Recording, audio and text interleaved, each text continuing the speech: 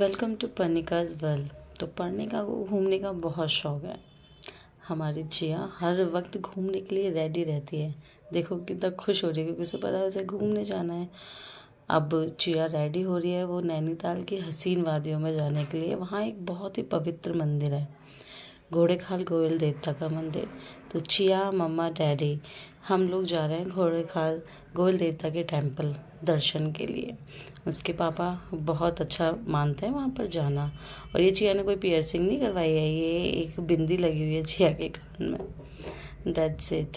और चिया बैठी है, उठ के रेडी होके उसने जाना है तो अब वो जा रही है बाहर। तो हम पहुँच चुके हैं घोड़ाखाल गोविल देवता टेम्पल। ये इसके ऊपर जाने का रास्ता है।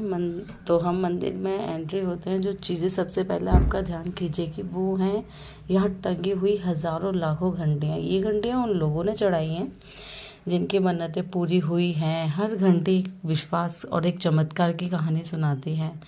यहाँ का बहुत बहुत पॉजिटिव एनवायरनमेंट है। यहाँ सबसे हैरान करने वाली बात तो है कि लोग जो अपनी परेशानियाँ और मन्नतें कागज़ पर लिख कर भगवान के चरणों में चढ़ाते हैं और गोयल देवता हर एक की बात सुनते हैं और उन्हें इंसाफ दिलाते हैं। विनोद यहाँ आकर बहुत खुश होते हैं, वो कभी भी वहाँ चले जाते हैं। और वो हमें फर्स्ट टाइम यहाँ पर लेके गए थे। और अब देखो वो चिया कितना खुश हो रही है। और देखो अभी मम्मा को भी बहुत अच्छा लगा और चिया को भी बहुत अच्छा। चिया घंटियों से अपन बहुत देर तक खेल रही थी। तो यहाँ पर क्या बोलते हैं कि जिसको अपनी मन्नत है या कोई भी परेशानी है तो वो गोविल देवता के चरणों में लिख के पर्ची डालता है। बहुत से तो रोटरी पर भी लिखते हैं। किसी के साथ नाइंसाफ़ी हुई है तो वो इंसाफ के लिए भी गोविल देवता से रिक्वेस्ट करते हैं और गोविल देवता कभी उनको खाली हाथ नहीं जाने देते। तो हम लोग वहाँ पहुँचे, हमें बहुत अच्छा लगा। इतनी अनगिनत, देखो कितनी अनगिनत घंटियाँ हैं जिससे पता चलता है कि भाई कुछ ना कुछ तो बात है। और ये तो यहाँ लगी हुई थी हर जगह और कुछ तो वहीं पड़ी हुई थी। फिर हम पहुँचे भीमताल, वहीं नैनीताल के पास ही है। तो ये जाते हैं तो इवन बहुत बार जाते हैं विनोद वहाँ घूमने, तो वहाँ स्टे ज़रूर करते हैं। वहाँ हम बोटिंग लेक में गए, बोटिंग की। ये रोहित भैया हैं, ये विनोद हैं और ये तनु भाभी, ये हमारा प्रांश। और प्रांशु बहुत शरारती है, बहुत शरारत करता है पर बहुत क्यूट बच्चा है। ये देखो कैसे देख रहा है। ये चिया और चिया की मामा। और हम बोटिंग के लिए यहाँ पर घूम रहे हैं, देख रहे हैं। पहले तो चिया बड़ी एक्साइटेड थी क्योंकि उसके लिए नया था कि ये क्या है, इतना सारा पानी कहाँ से आ गया। वो खेल रही थी, मैंने उसे टच नहीं करने दिया क्योंकि पानी थोड़ा गंदा था।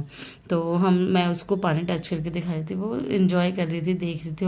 वेदर बहुत अच्छा था। वो 2 मिनट में यार वहाँ बारिश और 2 मिनट में धूप हो जाती है।